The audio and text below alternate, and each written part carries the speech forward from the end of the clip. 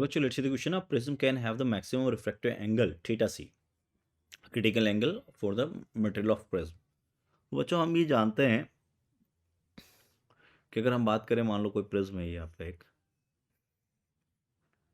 ठीक है, और लाइट यहाँ पे आ रही है इस तरह से। अब ये प्रिज्म कब होगा? जब लाइट बाहर निकले, ठीक है। तो अगर हम बात करें ये एंगल की, तो ये एंगल R2 होगा, ये एंगल R1 है आपका,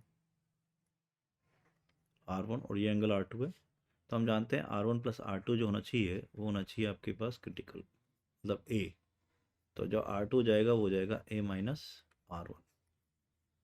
जो R2 का मिनिमम वैल्यू होगा that is equal to what? A minus R1 का मैक्सिमम वैल्यू।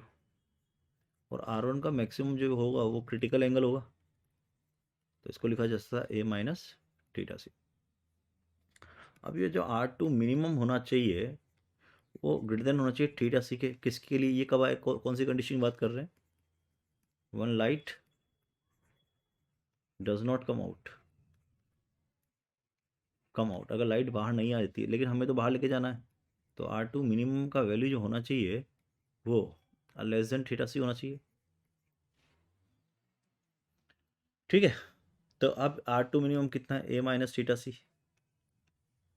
तो A का वैल्यू जो होना चाहिए 2 थीटा सी होना चाहिए, मतलब 2 थीटा सी से कम होना चाहिए। मैक्सिमम वैल्यू कितना होना चाहिए? 2 थीटा सी। तो हम बात करेंगे the right angle of the question is C. All the best.